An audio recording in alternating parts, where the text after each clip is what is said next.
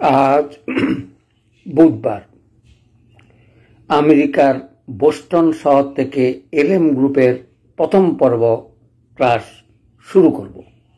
তার আগে একটু সূচনামূলক কিছু আলোচনা করার চেষ্টা করি। আপনাদেরকে 10 দিনের অর্থাৎ এর আগের ক্লাসে আমি বলেছিলাম 20 তারিখেই আমি শুরু করব। সেই সুবাদে আজকে 20/8/25 বুধবার বাংলাদেশ সময় রাত 10টা, বোস্টন টাউনের সময় দিন দুপুর 12টা।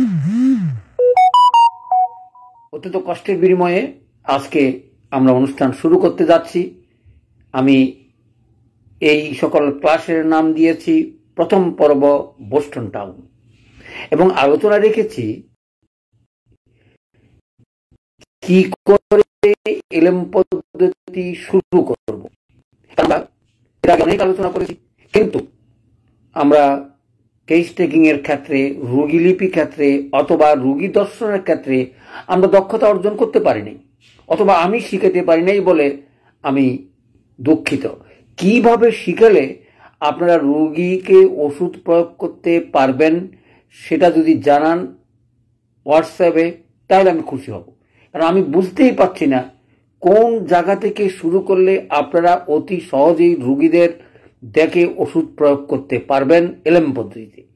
সেই চেষ্টায় আবার দুঃখ হচ্ছে, আমরা যারা যোগদান করেছি প্রায় 48 জন সদস্য আমার এখানে আছেন। আমি আশা করব সকলেই যেন হোমিওপ্যাথিক করে মূল দর্শন অথবা উপলব্ধি করতে পারেন, অথবা হোমিওপ্যাথিকের চেতনা হোক, সেই চেতনার বলে তাদের অন্তত অন্য কিছু না পারুক, পারিবারিক সকল রকমের চিকিৎসা আপনারা করবেন এই আশা রেখেই আজকে বোস্টন টাউনের প্রথম পর্ব শুরু করতে যাচ্ছি। বাংলাদেশ সময় 10টা, বোস্টন টাউনের সময় রাত 12টা। অনুষ্ঠানটার নাম রেখেছি কিভাবে এলএম পদ্ধতি শুরু করব। সেখানে কতগুলো ভাগ রেখেছি, আর আস্তে আস্তে আলোচনা করার চেষ্টা করব। আমরা যারা নতুন এবং এখনো হয়তো দক্ষতার সঙ্গে ওষুধ প্রয়োগ করতে পারি না, তাদেরকে নিয়ে আমার মেইন আলোচনা, এবং যারা দক্ষতার সঙ্গে আলাপ আলোচনা করেন তাদেরও কিছু গাইডলাইন দেওয়ার চেষ্টা করব, আমরা যেন ওষুধ প্রয়োগে ব্যর্থতা না হই। সেই সুবাদে আজকে আলোচনা রেখেছি কিভাবে এলএম পদ্ধতি শুরু করব। অর্গানের মধ্যে তরুণ এবং ক্রনিক ডিজিজ আপনাদেরকে ধারণা থাকতে হবে, তা নাহলে আমরা রোগী চিকিৎসা করতে পারবো না। এবং আরো 4টা পয়েন্ট, অগভীর ওষুধ আর গভীর বা মায়াজমেটিক ওষুধ, এগুলোর ভাগগুলো না জানলে আমরা অগ্রসর হতে পারবো না। অনেকেই প্রশ্ন করেন যে স্যার, রেপার্টরি নিয়ে আপনি কিছু বলেন না কেন? আমি বলবো এলএম পদ্ধতির যুগে রেপার্টরির এখনো কোনো প্রয়োজন আছে বলে আমি মনে করি না। যখন সচেতন পদ্ধতি ছিল অত্যন্ত বেড়ে যেত, এবং ওষুধের প্রয়োগ করতে গিয়ে নানা রকম অসুবিধার, সেই জন্য আমাদের পূর্বপুরুষ যারা দক্ষতার সঙ্গে সচেতন পদ্ধতি প্রয়োগ করে উজ্জ্বল দৃষ্টান্ত রেখেছেন, তাদের মন মানসিকতা থেকে, গভীর অন্তঃস্থল থেকে আমাদেরকে উপহার দিয়েছেন রেপার্টরি। যেমন আমরা ধরতে পারি ক্যান্টের রেপার্টরি। এই যে বই, সেই বইটা হজম করাও আমাদের পক্ষে অনেক কঠিন, কিন্তু হ্যানিম্যান অত্যন্ত সহজ এবং সহজভাবে প্রয়োগ করার জন্যই এলএম পদ্ধতিটা নিয়ে আসে। কিন্তু সেটা 100 বছর পর্যন্ত সেটা কোনো প্রকাশিত হয়নি। 1920 সালে সেটা প্রকাশিত হলো, তারপর থেকে তার রিসার্চ শুরু হলো, এবং সেটা প্রয়োগ করতে করতে 1950 সাল বা 56 সালে বাংলাদেশে এসে প্রথম সেটা বাংলাদেশে প্রকাশিত। এখনো আমি বলবো ইন্ডিয়া থেকে বাংলাদেশ এলএম পদ্ধতিতে এগিয়ে আছে, এবং আপনারা যারা আমার এগিয়ে আছেন পর্বে, অর্থাৎ এলএম যুগে যোগ দিয়েছেন, তাদের উদ্দেশ্যে আমি একটা কথাই বলবো, ওষুধ খাঁটি এবং এক লক্ষণ, অর্থাৎ একক ওষুধ এবং ক্ষুদ্র মাত্রা প্রয়োগ করে, অর্থাৎ লক্ষণ সমষ্টি মিলিয়ে আমরা ওষুধ দিলেই আমরা মানুষের সেবা করতে পারবো। আমি দৃঢ়তার সঙ্গে বলতে পারি, আমি পারলে আপনিও পারবেন। সুতরাং এখানে কোনো কঠিনত্ব কিছু নেই, এখানে আছে খালি লক্ষণগুলো মনে রেখেই আমাদের যে ম্যাটেরিয়া মেডিকা আছে সেখান থেকে 4-5টা লক্ষণ মনে রাখলেই আপনি ওষুধগুলো প্রয়োগ করতে পারবেন। কিন্তু জটিলতাও তার আছে। আমি হয়তো যত সহজে বলি, প্রয়োগ ক্ষেত্রে সেটা সহজ নয়, সেজন্য আপনাদের হয়তো অসুবিধার সৃষ্টি হয়। আমি বলবো একমাত্র প্রয়োগই আপনাদেরকে শিক্ষা দিতে পারবে যে আমি কোথায় ভুল করলাম, আমাকে কি করণীয়। আমি সেজন্য বলছিলাম যে পরপর 3টা ওষুধ ভুল হইলেই আমাকে বলবেন, স্যার ওষুধ প্রয়োগ করেছি ফলাফল পাচ্ছি না। তখন আমি একটা কেসেই আপনাদেরকে বুঝিয়ে দেব কোথায় ভুলভ্রান্তিগুলো আমাদের হয়ে থাকে এবং যেই ভুলভ্রান্তির কারণে আমরা এগিয়ে যেতে পারছি না। দেখুন, বর্তমানে আমাদেরকে কেউ বিশ্বাসই করে না, অর্থাৎ হোমিওপ্যাথিকের বিশ্বাস অর্জন করাটা প্রথমেই দায়িত্ব। সেই দায়িত্ব নিয়ে কিছু আলোচনা করব। আমাদের কিছু করণীয় থাকে যেটা দিয়ে আগামীতে যেন আমাদের কারোর চলে যাওয়া বা গেলেও যেন আমরা এগিয়ে যেতে পারি, সেই চেষ্টায় আমাদের থাকবে। সেই সুবাদে আমি রামকৃষ্ণ মিশনে যোগদান দিয়ে আগামীতে আমি না থাকলেও যেন এই প্রতিষ্ঠান অন্তত খাঁটি ওষুধ দিয়ে আপনাদের কাছে পৌঁছে দেবে, এই আশা রেখে আজকের আলোচনা শুরু করতে যাচ্ছি। অর্থাৎ দ্বিতীয় স্টেপ আমি দিয়েছি যে খাঁটি ওষুধ পাওয়ার জন্য সেই স্টেপটা হয়তো বাংলাদেশে আমি চালু করে আসছি। আমি আশা করব আপনারা সেই ফার্মেসিটা করে অর্ডার, অর্থাৎ যাদের যা মাল প্রয়োজন নেওয়ার চেষ্টা করবেন, এই আহ্বান জানাচ্ছি। কিন্তু আজকের আলোচনা চলে আসি। আলোচনা রেখেছি কিভাবে এলএম পদ্ধতি শুরু করব।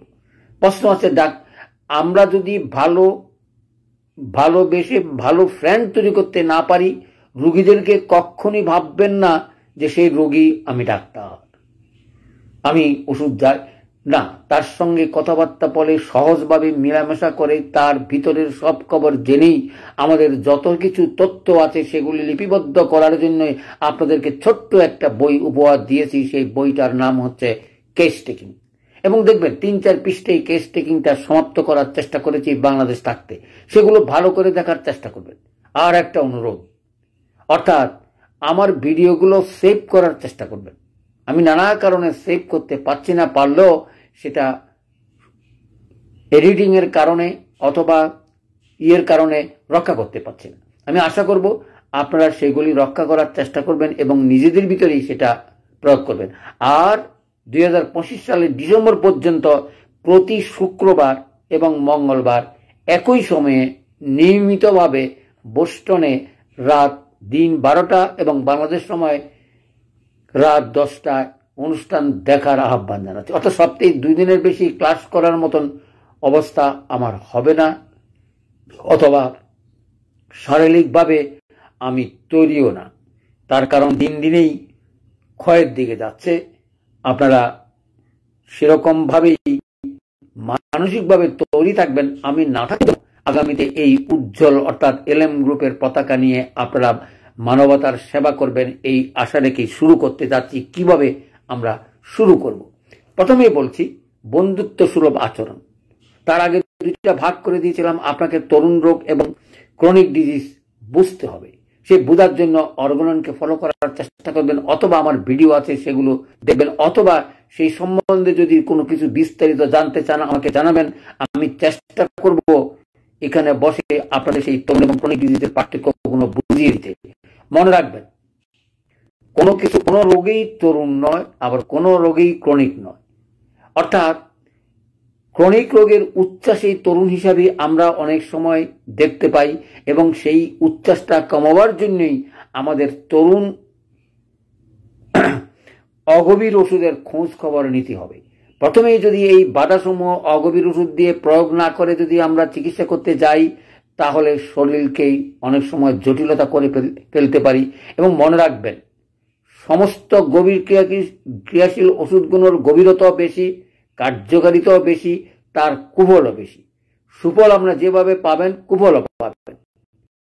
আমাদেরকে প্রথমেই ভাবতে হবে কোনো মানুষের ক্ষতি করার অধিকার আমার নাই, কারণ আমি ডাক্তারি করি, তাকে বাঁচাবো, তাকে সব সমাধান দেব, এই চিন্তা থেকে দূরে থাকার চেষ্টা করবেন।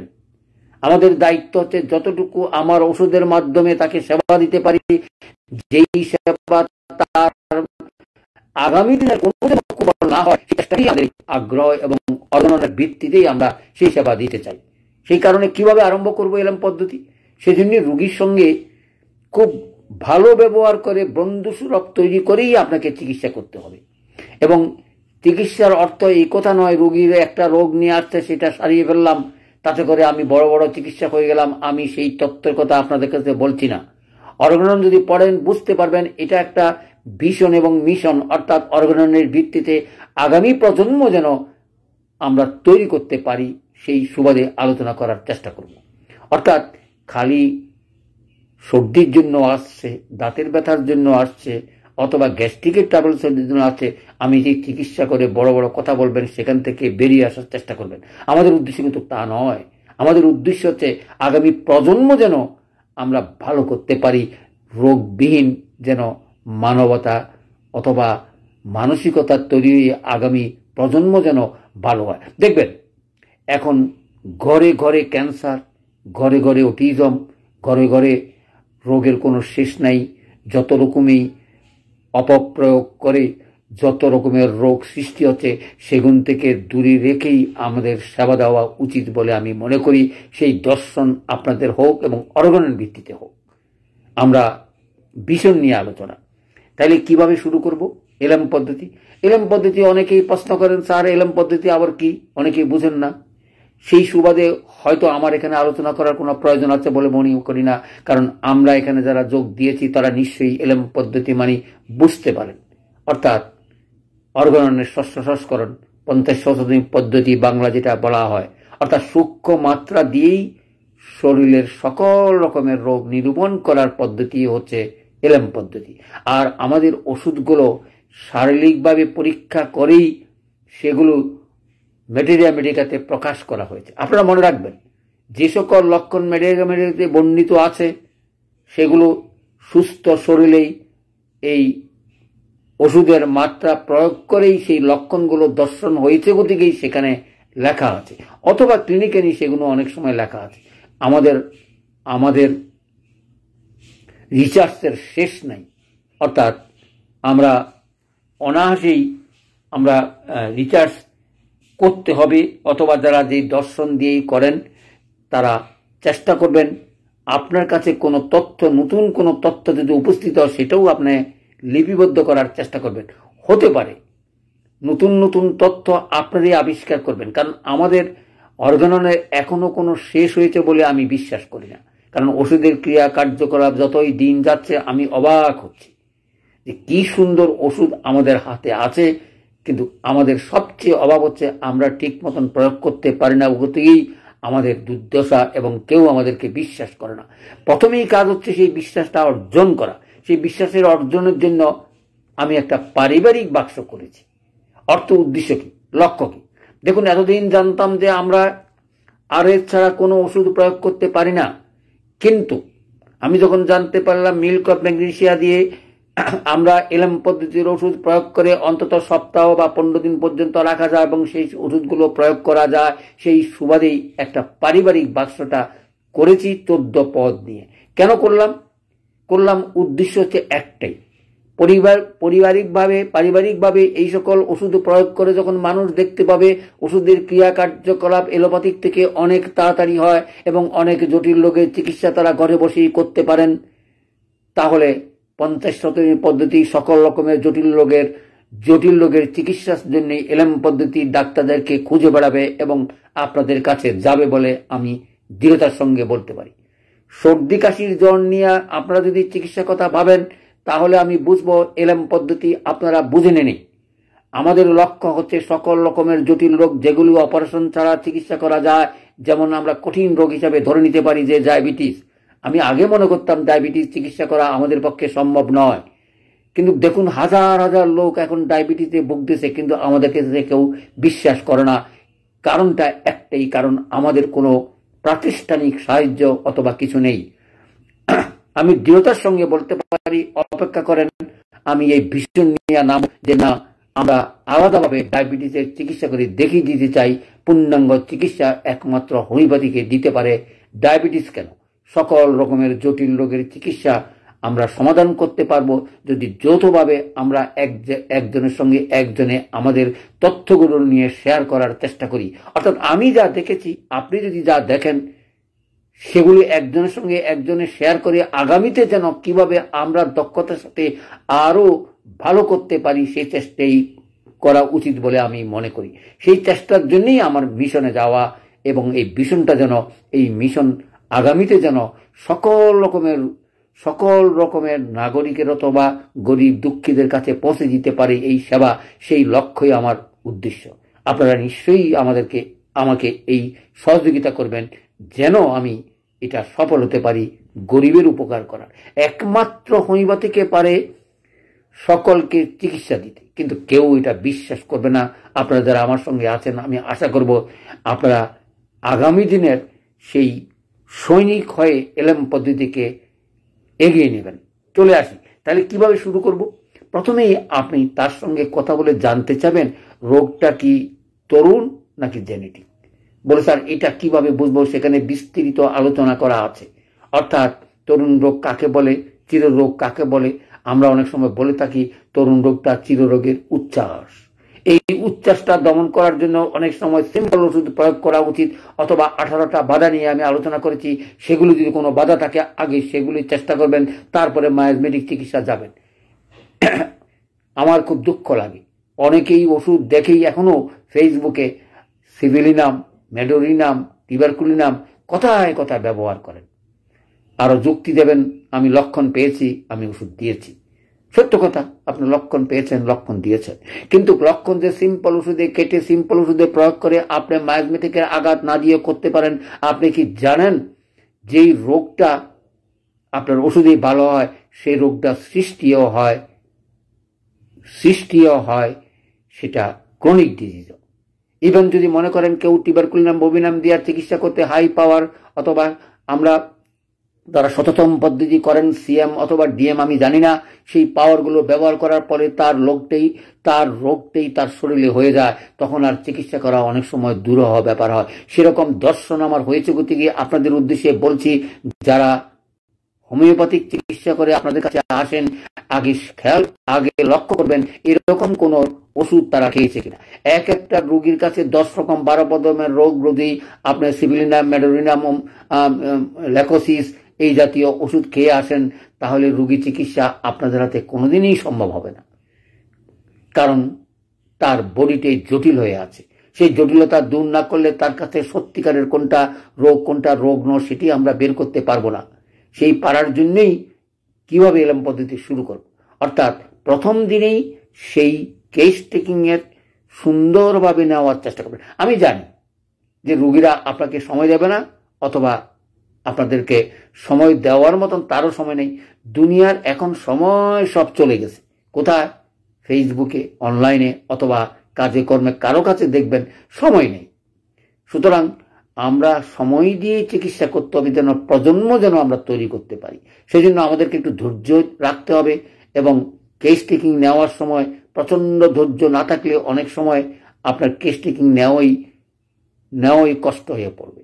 রোগী যতক্ষণ পর্যন্ত বলে ততক্ষণ পর্যন্ত আপনার চেষ্টা করবেন নিতে। যেই মাত্র রোগী অসন্তুষ্ট হয়ে যাবে এবং তখন আর বন্ধ করে দিয়ে আপনি আপনার যেটুকু নিয়েছেন সেইটুকু থেকে ওষুধ দেওয়ার চেষ্টা করবেন। এই হলো প্রথম স্টেপ, অর্থাৎ বন্ধুত্ব সুলভ আচরণ এবং কি রোগের জন্য আসছে সিম্পল ওষুধ প্রয়োগ করা, অর্থাৎ তরুণ রোগে। আমি এই কথা বলছি না ডায়াবেটিসের জন্য এসে যদি বলে আমার ডায়াবেটিস চিকিৎসা করেন, আপনি নিশ্চয়ই করবেন। বর্তমান কষ্টটার কথা ভেবে, তার আগের কষ্টটার কথা ভেবেই ওষুধ দেওয়ার চেষ্টা করবেন। কারণ ডায়াবেটিসের রোগের কোনো শেষ নাই। কারণ ডায়াবেটিস হলে চোখ যায়, দাঁত যায়, সবই অঙ্গগুলো আক্রমণ করে বসে, অর্থাৎ এই প্রক্রিয়াটা জটিল। ডায়াবেটিস রোগী মাত্রই বুঝবেন 3টা অঙ্গের যদি কোনো রকমের ট্রাভেলস না হয় তাহলে তার ডায়াবেটিস হয় না। ডায়াবেটিস হয় না, কেস টেকিংটা সুন্দরভাবে নেওয়ার চেষ্টা করবেন। আমি একটি কেস টেকিং আপনাদেরকে উপহার দিয়েছি, চেষ্টা করবেন সেখানে পয়েন্টগুলো রেখেই, এবং কেন এই পয়েন্টগুলো দিয়েছি, তার উদ্দেশ্য কি, লক্ষ্য কি, প্রতিটা পয়েন্টে আপনি জানতে পারবেন। না জানলে আমাকে জিজ্ঞাসা করবেন কেন এই পয়েন্টগুলো আমি দিয়েছি। কারণ অনেক ওষুধ নির্বাচন করার সময় একেবারে র্যাপাটেটি ধরে নির্বাচন করতে গিয়ে আমাদের ব্রেইনের যে মেধা আমরা নষ্ট করি, সেখান থেকে বেরিয়ে এসে প্রয়োগ করে করে আপনি আপনার দক্ষতা অর্জন করবেন, এই আশা রেখে আজকে কিভাবে এলএম পদ্ধতি শুরু করবেন আলোচনাটাও সেভাবেই করছি। তাহলে বুঝতে পারছেন, যারা প্রথম ডাক্তারি শুরু করেন তাদের কাছে তরুণ রোগেই বেশি আসে। সুতরাং তরুণ রোগের সিম্পল ওষুধ দিয়ে আপনি চিকিৎসা শুরু করবেন। সুবিধাটা কি? সুবিধাটা হচ্ছে এলএম পদ্ধতির M1 M2তে যত রকমের জটিল রোগ হোক না কেন আপনাকে একটা ফলাফল দেবে। যদি ফলাফল না দেয় তাহলে বুঝবেন এটা ক্রনিক মায়াতম। কি সুন্দর তথ্য কথা! আপনার প্রত্যেকটা ওষুধেই কথা বলে, প্রত্যেকটা ওষুধেই প্রত্যেকটা মাত্রেই আপনাকে বুঝতে হবে। যেমন করে M1 আমি আপনাদেরকে শুরু করেছি 2 ঘন্টা বা আধা ঘন্টা বা 15 মিনিট পর পর 3-4 বার দিলেই যদি কোনো কাজ না হয় তাহলে বুঝবেন জটিলতা আছে, অর্থাৎ তার এই ওষুধ সিলেকশন নাও হতে পারে। এই জন্যই ওষুধ সিলেকশন করার সময় 2-3টা স্টেজ রাখবেন, একটা পর একটা, অর্থাৎ 3-4টা ওষুধ আপনি তৈরি করে রাখবেন। তৈরি মানে নোট রাখবেন কেস টেকিং এ, যে আমি নার্সে ভালো না হলে কোথায় যাব এবং কিভাবে করব। কারণ প্রতিটা ওষুধেই কার্যকর কোন রোগে, তরুণ রোগে, এবং সেটা 6 ঘন্টা থেকে 12 ঘন্টার ভিতরেই আপনি বুঝতে পারবেন আপনার ওষুধটা সিলেকশন হয়েছে কিনা। আমি একটা কেস টেকিং এর কথা বলেই আপনাদের উদ্দেশ্যে বলছি। যেমন যেই জটিল রোগ বর্তমানে চিকেনগুনিয়া, যেটা ঘরে ঘরে আছে এবং বর্তমানে অনেক সময় সেটা মারাত্মক আকার ধারণ করে এবং অনেক দিন ভোগে থাকে। আপনি মনে রাখবেন, জোর দিয়ে বলছি, চিকেনগুনিয়ার ওষুধ আপনি একদিনে ভালো করতে পারেন। আমি পারলে আপনিও পারবেন। আমাদের কোনো ভিশন নেই, আমাদের কোনো মিশন নেই। যদি আজকে আমরা সারা বাংলাদেশে এই চিকেনগুনিয়ার এগেনিস্টে আমরা যদি দৃঢ়তার সঙ্গে নেমে দেখিয়ে দিতে পারতাম যে প্রতিটা ঘরে ঘরে ওষুধ দিয়ে আমরা চিকিৎসার দায়িত্ব নিয়ে যদি সেবা দিতে পারতাম, তাহলে আমাদের উপরে মানুষের বিশ্বাসটা হতো। কিন্তু বিলাই গলা ঘন্টা বাদ দেখে আমি বিনা পয়সা ওষুধ দিতে পারবো, এটাকে নিশ্চিত আমি বলতে পারি। কিন্তু সার্ভিসটা যে দিবেন, আপনার সার্ভিসের পয়সাটা কে দেবে? আমি তো হাজার হাজার ছেলে মেয়েকে এভাবে বিনা পয়সা আমি দিতে পারবো না। তবে আপনাদেরকে বলবো, যারা আমার এই 48 জন সদস্য আছেন, চিকেনগুনিয়ার চিকিৎসাটা ধারাবাহিকভাবে করার চেষ্টা করেন, নিজকে প্রতিষ্ঠিত করেন যে আমরা এই সকল জটিল রোগকে অতি সহজেই আমরা চিকিৎসা করতে পারি, তাহলে আপনার দক্ষতাটা বাড়বে। দেখুন, চিকেনগুনিয়া হচ্ছে তরুণ রোগ। সুতরাং তরুণ রোগের চিকিৎসা আমি কি বলছি, 6 থেকে 24 ঘন্টার মধ্যে তার চিকিৎসা হতে হবে। আমি পেরেছি, আপনিও পারবেন। বুঝতে পারবেন যে হ্যাঁ, চিকিৎসাটা ঠিক হচ্ছে। আর কতগুলো জিনিস আমাদের আছে যেগুলো মুখস্থ বিদ্যার মতন পড়ে। আমি এই কথা বলবো না মুখস্থ বিদ্যা সব সময় সবখানে ভালো হবে, তা আমি বলছি না। হয়তো আমাদের ওষুধগুলো ট্রেডমার্কের মতন ব্যবহৃত হয়ে থাকে, সেই কারণে চিকেনগুনিয়ার ওষুধটা আপনাদের জানা আছে। চলে আসি, তাহলে বুঝতে পারছেন এইরকম ভাবে যদি চিকেনগুনিয়া অথবা করোনার মতন রোগকে আমরা প্রতিরোধ করতে পারতাম, অথবা দেখিয়ে দিতে পারতাম যে একমাত্র হোমিওপ্যাথিকে সকল রোগের সমস্যার সমাধান করতে পারে, খালি চিররোগ না, খালি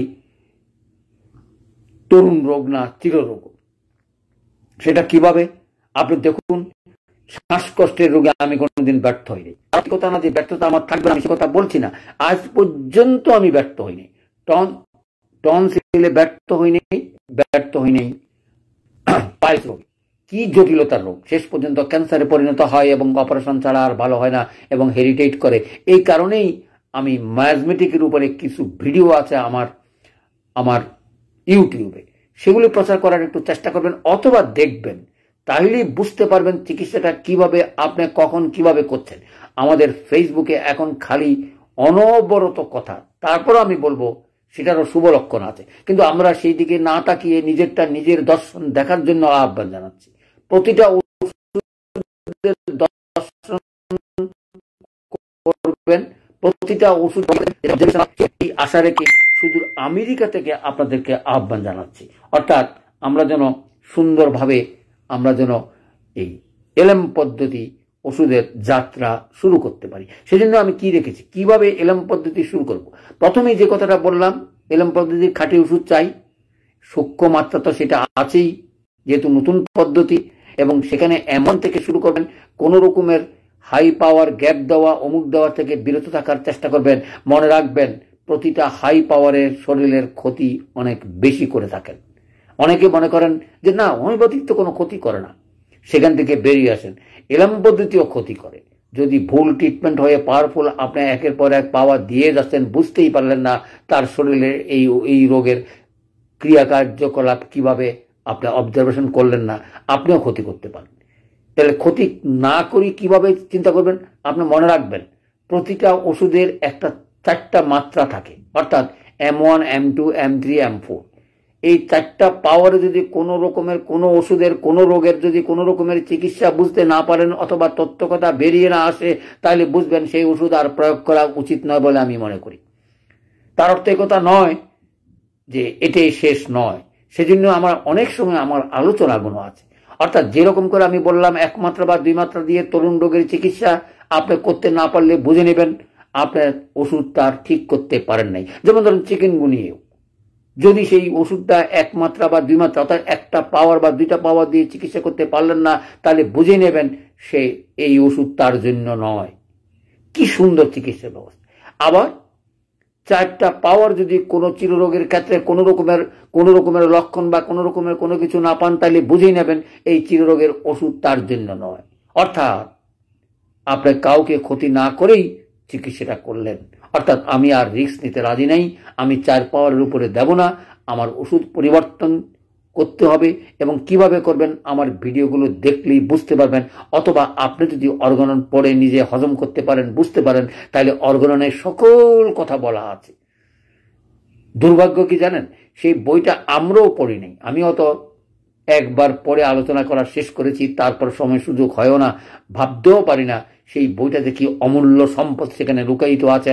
আমাদের ডাক্তারি জীবনে যারা দক্ষতার সঙ্গে এই বইগুলো পড়বেন এবং নিজের জীবনকে দর্শন রেখেই এগুলো প্রয়োগ করার চেষ্টা করবেন।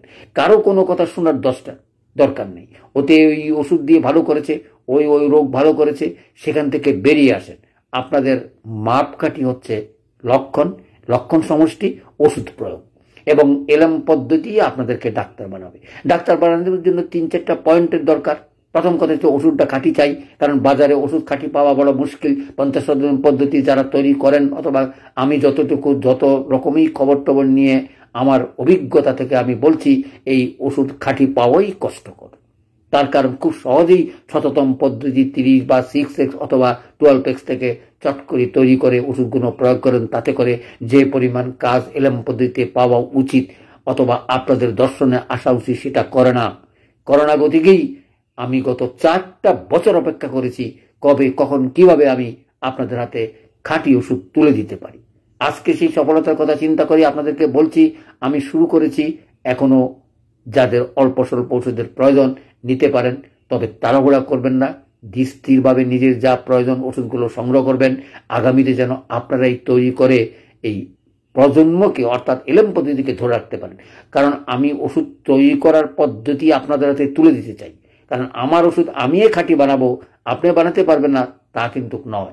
তবে যে প্রসেস করে যেই মাদার অর্থাৎ এলএম পদ্ধতির মাদার পাওয়াটাই, খাঁটি পাওয়াটাই বড় কঠিন। যাই হোক, সেই সুবাদে আমি দীর্ঘ আলোচনা করেছি, আপনাদেরকে হাতে কলমে শিখিয়ে দেওয়ার চেষ্টা করেছি। এখনো হাতে কলমে শিক্ষার জন্য ওষুধ M1 থেকে M2 তৈরি করার পদ্ধতি শিখিয়েছি এবং আরো ভালো ভালো তথ্য দিয়ে আপনাদেরকে সাহায্য করার চেষ্টা করব, যেন আপনারা নিজের পায়ে নিজে দাঁড়িয়ে আগামীতে যেন সকল রকমের সুবিধা ভোগ করে চিকিৎসা করতে পারেন। আমি জানি আপনাদের দক্ষতার সঙ্গে অনেক সময় এগিয়ে গেলে আপনারা নিজেরই তৈরি করার ওষুধের সময় পাবেন না বলে আমার বিশ্বাস। কারণ রোগী বাংলাদেশে আছে। দেখুন, একটা এলোপ্যাথিক হসপিটালে যান, টেস্টেই করবে এবং লক্ষ লক্ষ টাকার, তারপরে এসে আপনাদের কাছে বলবে আমার টাকা পয়সা নাই। এ হচ্ছে হোমিওপ্যাথিকের দৈন্যতা। শুরু করেছি, অপেক্ষা করুন। আমি যদি বেঁচে থাকি, আমার দৃঢ়তার সঙ্গে বলতে পারি যে একটা রেভলিউশন হয়তো হবে, যে এলএম পদ্ধতি ছাড়া আর কোনো পদ্ধতি আমাদের কাছে আর গ্রহণযোগ্য হবে না। এবং এলোপ্যাথিক ডাক্তাররাও এখানে এসে অন্তত শান্তি অথবা চিকিৎসা জগতের নবতম যুগের সূচনা করবে বলে আমার বিশ্বাস। চলে আসে তাহলে কিভাবে শুরু করলাম পদ্ধতি, 2টা কথা আলোচনা করলাম। একটা হচ্ছে তরুণ রোগ, একটা হচ্ছে ক্রনিক ডিজিজ। এই দুইটা রোগ ভালো করে চিনার বুঝে নিতে হবে। সর্দি যখন নিয়ে কেউ আসে সেটা অ্যাকুইটও হইতে পারে, আবার আবার ক্রনিকও হইতে পারে। কিন্তু সর্দি তো সর্দি, বলে স্যার এটা আবার ক্রনিক কি করি হয়, এটা আবার অ্যাকুইট কি করি হয়, সেই পার্থক্য আপনারা নির্বাচন করে আমি চেষ্টা করব আগামীতে এই দুইটা জিনিস নিয়ে আলোচনা করার। অর্থাৎ কি করে বুঝবো কোনটা তরুণ কোনটা ক্রনিক ডিজিজ। সর্দি হয়েছে সেটা আবার কি করে ক্রনিক ডিজিজ হয়, আগামীতে সেই আলোচনা করব। আজকে এটা তুলে রাখছি।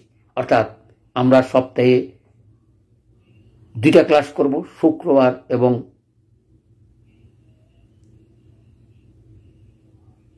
মঙ্গলবার। শুক্রবার এবং মঙ্গলবার রাত 10টা। আপনাদেরকে আহ্বান জানাবো ক্লাসগুলি ফলো করে সেভ করার চেষ্টা করবেন। তা না হলে আমার এই চেষ্টাটাই হয়তো ব্যর্থ হবে। তাহলে চলে আসি আজকে সুদূর আমেরিকা থেকে, বোস্টন শহর থেকে আপনাদেরকে সকলের অভিনন্দন এবং শুভেচ্ছা জানিয়ে এবং নিয়মিতভাবে শুক্রবার এবং মঙ্গলবার রাত 10টা ক্লাস শোনার আহ্বান জানাচ্ছি।